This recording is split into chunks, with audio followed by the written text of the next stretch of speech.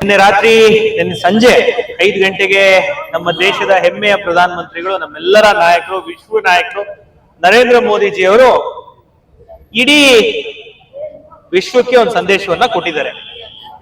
ಇವತ್ತಿನ ದಿನ ನೀವು ನೋಡ್ತಾ ಇದ್ದೀರಾ ಯಾವ್ಯಾವ ಸರ್ಕಾರಗಳು, ನಾನೇನು ಬೇರೆ ದೇಶದ ಬಗ್ಗೆನೂ ಮಾತಾಡೋಕ್ಕಾಗಲ್ಲ, ಬೇರೆ ರಾಜ್ಯದ ಬಗ್ಗೆನೂ ಮಾತಾಡಕ್ ಹೋಗಲ್ಲ, ನಮ್ ಯಾವ ಪಾರ್ಟಿ ಬಗ್ಗೆ ಮಾತಾಡಕ್ ಹೋಗಲ್ಲ.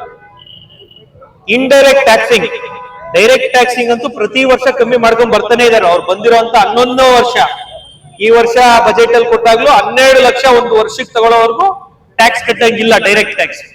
ಈಗ ಇಂಡೈರೆಕ್ಟ್ ಟ್ಯಾಕ್ಸ್, ನಾವು ಅಗತ್ಯ ವಸ್ತುಗಳು ಏನ್ ಕೊಂಡ್ಕೊಳ್ತೀವಿ ಮತ್ತು ಸೇವೆಗಳು ಏನ್ ಕೊಂಡ್ಕೊಳ್ತೀವಿ, GST ವಸ್ತುಗಳು ಮತ್ತು ಸೇವೆಗಳ ಮೇಲೆ ವಿಧಿಸುವಂತ ಶುಲ್ಕ ಏನಿದೆ, ಟ್ಯಾಕ್ಸ್ ಏನಿದೆ, ಅದನ್ನು ಸಹ ಕಡಿತ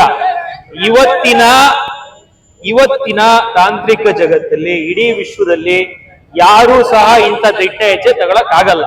ಅಂತ ದಿಟ್ಟ ಹೆಜ್ಜೆಯನ್ನ ತಗೊಂಡು ಜನಸಾಮಾನ್ಯರಿಗೆ, ಬಡವರಿಗೆ ಅಗತ್ಯ ವಸ್ತುಗಳು, ಹಾಲಿಂದ ಹಿಡಿದು ಮೋಟಾರ್ ಸೈಕಲ್ ಇಂದ ಹಿಡಿದು ಸರ್ವಿಸಸ್, ಸೇವೆಗಳು, ವಿವಿಧ ರೀತಿಯಾದಂತಹ ಸೇವೆಗಳು, ಬರೀ ಉತ್ಪನ್ನಗಳು ಮಾತ್ರ ಅಲ್ಲ, ವಿವಿಧ ರೀತಿಯಾದಂತಹ ಸಿಮೆಂಟ್, ಉದಾಹರಣೆಗೆ ಮನೆ ಕಟ್ಟೋರಿಗೆ ಸಿಮೆಂಟ್ ಇಂದ ಹಿಡಿದು, ಜೆಲ್ಲಿಯಿಂದ ಹಿಡಿದು, ಎಂಸ್ಯಾಂಡ್ 28% ಇದ್ದಂತಹ ಸಿಮೆಂಟ್ ನ ಇವತ್ತು 18% ತಂದಿದ್ದಾರೆ. ಈ ರೀತಿ ವಿವಿಧ ವಸ್ತುಗಳು, ಹಾಲಿನ ಪ್ರಾಡಕ್ಟ್ಸ್ ಅದಕ್ಕೆ ಝೀರೋ ಮಾಡಿದ್ದಾರೆ.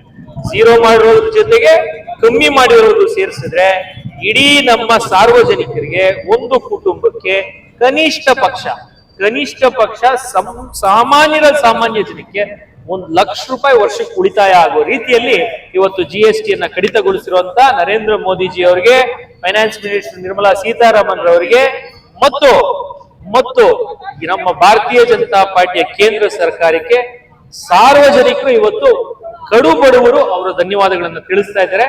ಹಾಗಾಗಿ ನಾವು ಒಂದು ಸಂಭ್ರಮಾಚರಣೆಯನ್ನ ಹಮ್ಮಿಕೊಂಡಿದ್ದೀವಿ ಮತ್ತು ಹಾಲಿನ ಪ್ರಾಡಕ್ಟ್ ಅನ್ನ ತಗೊಳ್ಳೋದ್ರ ಮೂಲಕ ನಮ್ಮ ನರೇಂದ್ರ ಮೋದಿಜಿ ಅವರಿಗೆ ಅವ್ರ ಹುಟ್ಟುಹಬ್ಬದ ದಿನ ಒಳ್ಳೇದಾಗ್ಲಿ, ರಕ್ತದಾನ ಶಿಬಿರವನ್ನು ಆಯೋಜಿಸಿದ್ದೀವಿ. ಹಾಗಾಗಿ ದೇಶದ ಜನತೆಗೆ ಒಳಿತು ಮಾಡಿರುವಂತಹ ನರೇಂದ್ರ ಮೋದಿ ಅವ್ರಿಗೂ ಒಳ್ಳೇದಾಗ್ಲಿ, ಕೇಂದ್ರ ಸರ್ಕಾರಕ್ಕೂ ಒಳ್ಳೇದಾಗ್ಲಿ, ನಮ್ಮ ದೇಶ ಇನ್ನೂ ಪ್ರಗತಿಗೆ ಇರಲಿ ಅನ್ನೋ ಆಶಯ ವ್ಯಕ್ತಪಡಿಸ್ತಾರೆ.